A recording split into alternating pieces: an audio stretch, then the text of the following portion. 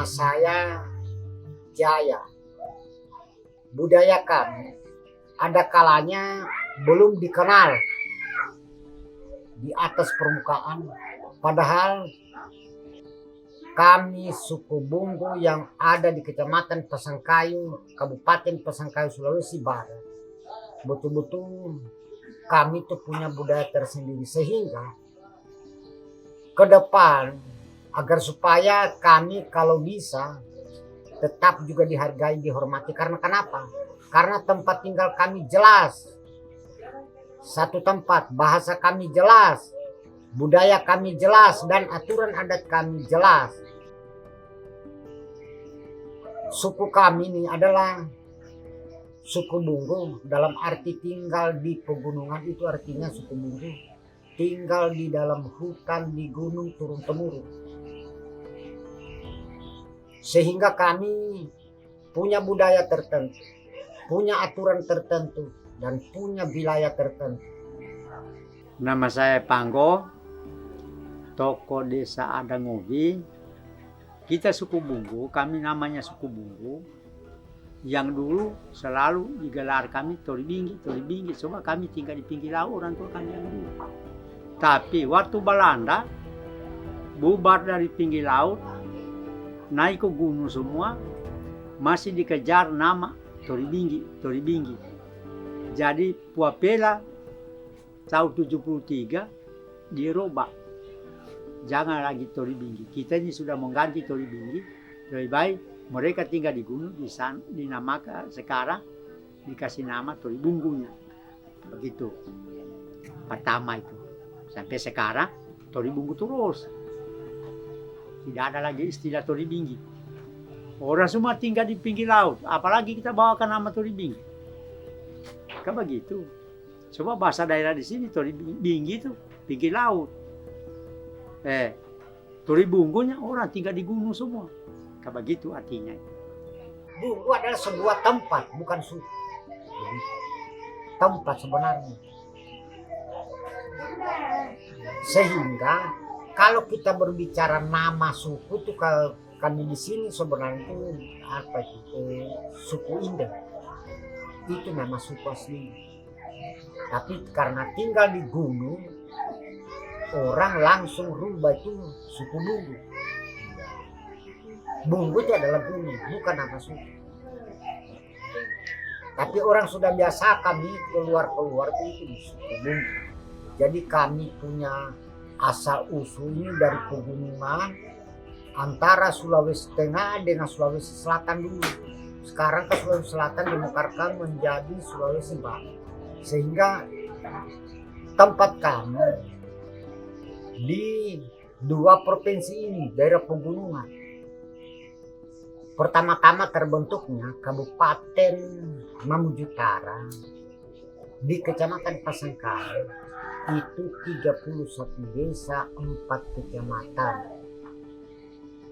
Maka yang dikenal, yang ditahu persis bahwa di Bamba Apu itu dikasih namanya Desa Pakaba. Itu sebenarnya mulai dari tahun 2000.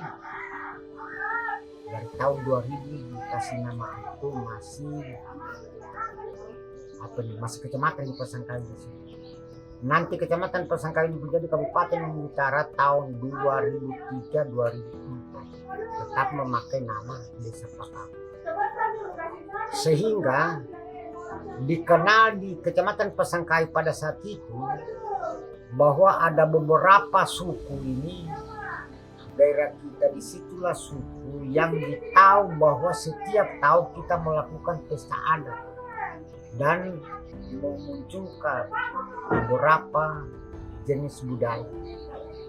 Maka pada saat itu saya tetap ingat Bupati pertama mulai dari Karteker sampai selama 5 tahun, Haji Abdul Rasid, mengambil kesimpulan bahwa di sana dijadikan desa adat, tapi baru sebatas rencana atau keinginan. Sehingga sampai sekarang di sana tetap itu. Tetapi secara aturan yang ada itu belum resmi. Kami punya budaya. Dan budaya kami ini disinilah harga diri kami, darah daging kami, nyawa kami termasuk di dalam aturan yang kami.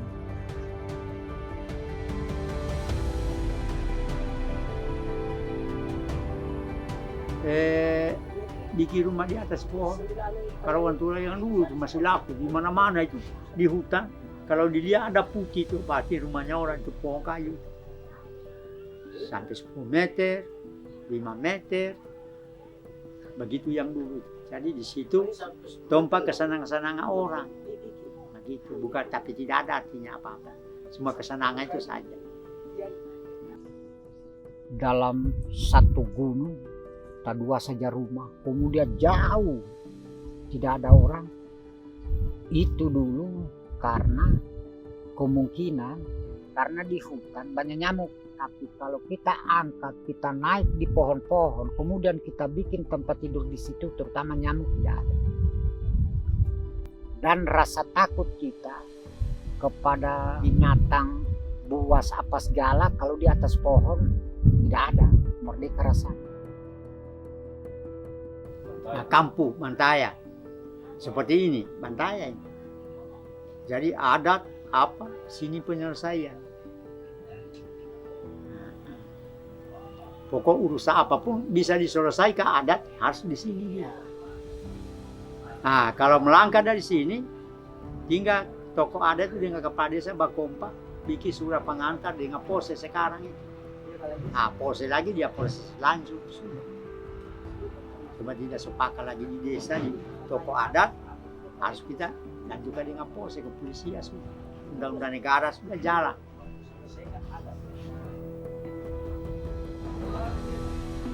Budaya ini yang dikenal oleh pemerintah baru ada beberapa macam. Pertama,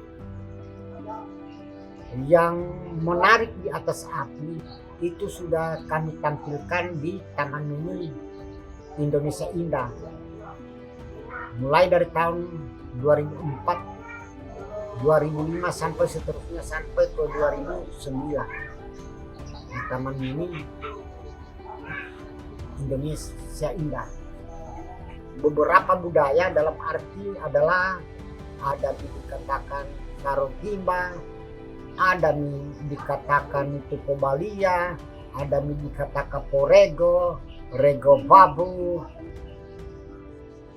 dan bunja, ada dikatakan ranolong, ada dikatakan karyabo, ada dikatakan sisuling empatunda, sisuling tiba, dan masih ada lagi budaya kami. Itu tadi ya dengan di dua itu tadi itu waktu pesta. Pesta tiap tahun dilaksanakan, pesta Powati namanya di sini. Ah, di situ disertai ada di samping kita gendang itu dua ini dibikin, 2 hari ini baru disambut Powati. 2 hari ini dilaksanakan, baru disambut Powati lagi.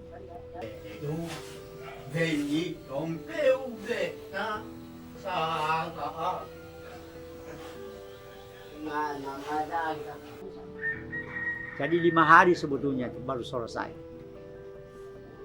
Kalau budaya kami itu Powati itu saja. Ada juga budaya-budaya lainnya seperti pembuka lokasi. Harus penghuni-penghuni tanah itu dikasih bagian dia. Orang tua juga turun tangan di sana itu. Toko-toko itu. Agar supaya penghuni-penghuni itu keluar dulu. Coba ada istilah keluar dulu kamu, kami jadi ke kebun dulu di sini. Nanti kembali hutan di sini, baru kamu kembali asal di sini. Jadi sekarang kami ke kebun dulu. Nah, itu diminta, bukan dia disoba, diminta kan dia. Coba dia dilihat, dia balik kita tidak dilihat. Nah, begitu ceritanya. Jadi di situ lagi berkebun, pertama pembukaan, sangana sempakoni kue kayu. Habis sempakoni kue kayu, paras, tumbang, bakar. Selesai bakar, menanam sudah. Menanam sudah umur dua bulan setengah tanaman, itu nagiasangan punjulobu. Selesai punjulobu, tunggu dulu sampai berbunga. Kalau berbunga ada lagi acara di situ. Dibawa ke daun kayu lagi patung di situ di kebun. Selesai itu sudah masak panen waktu besok panen malam ini orang tua itu tak kumpul dulu di mana rumah dibangun persiapan itu. Di situ namanya di sini Nobalia, Noroya. Baju adat Pak ada terbuat dari kulit kayu. Masih ada orang tukang bikin sekarang.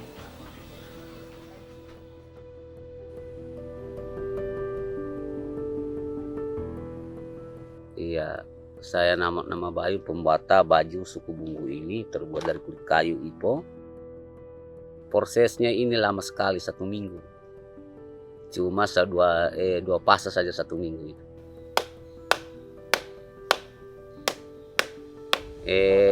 Sehingga bertahan begitu kan jauh sudah hutan.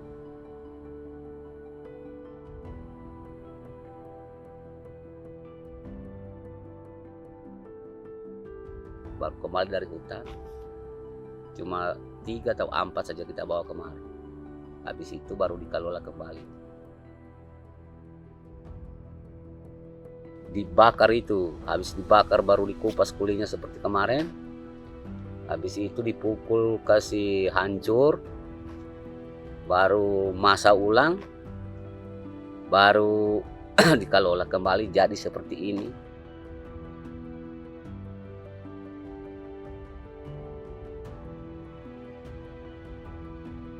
Dipukul batu wike namanya. Ini namanya topi. Iya, kalau bahasa kami songgo. Ini baju. Di sini poruka. Iya. Kalau dulu dipakai di separuh, kan enggak ada kain. Sekarang khusus ada saja ini barang.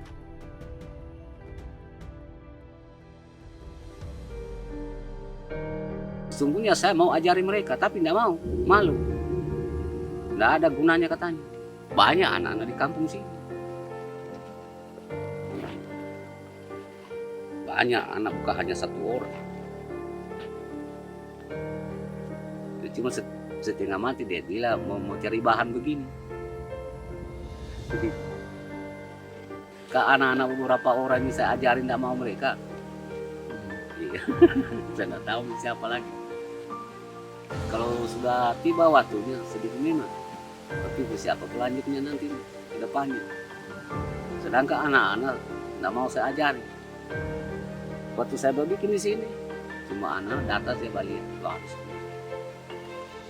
Mudah-mudahan dalam kampung di sini ada semua ajaran itu untuk pembuatan ini barang. Saya bawa ke hutan mereka, saya tunjukkan ini kayu pewangi. Ini kulitnya bagus dipakai untuk bikin baju adat supaya ada pelanjutan saya melanjutkan pekerjaan ini.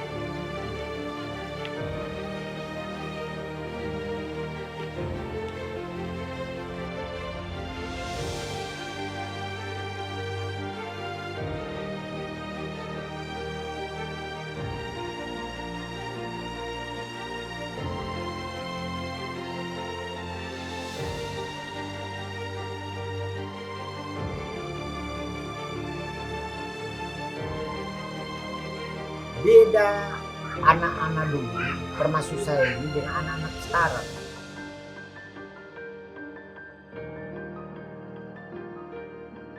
Anak-anak sekarang itu lebih dia suka belajar di sekolah apa segala. Kalau kami dulu tidak. Yang diajarkan oleh orang tua kami adalah budaya-budaya, itu bedanya. Bahkan ada lagu-lagunya, ada sairnya. Nah sekarang anak-anak menurut kami dia terganggu karena pulang sekolah apa, sehingga kami sendiri merasa khawatir kalau toh dibiarkan terus menerus bisa-bisa itu budaya itu lemah. Untung hanya lemah. Ada kalanya bisa diambil. Padahal dari pemerintah saja tidak boleh menyusun budaya siapapun yang ada di Indonesia.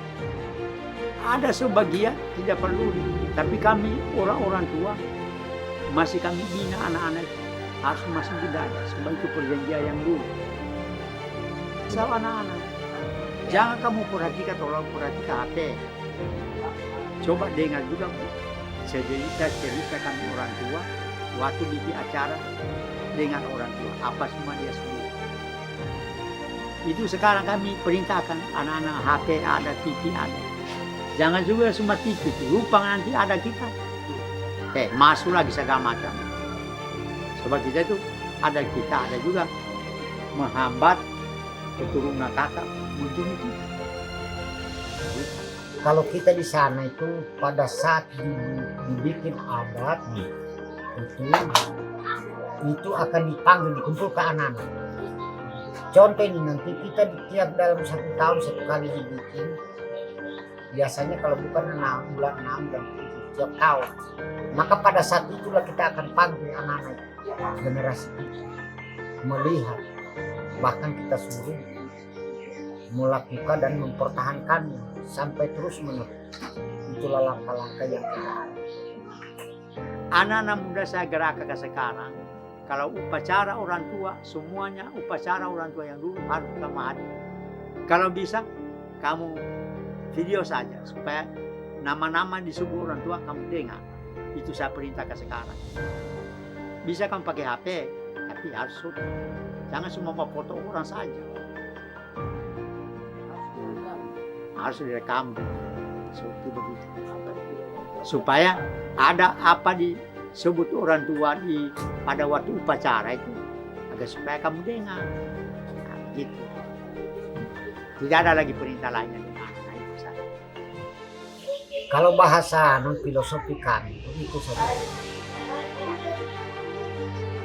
Ada nosak. Artinya adat kami adalah nyawa kami. Ada nosak.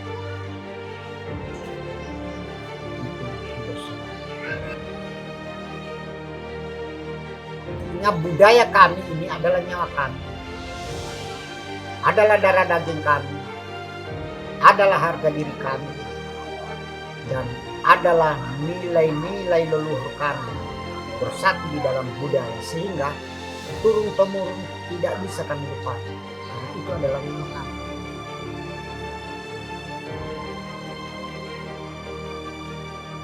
Tadi mempegang hidup kami adat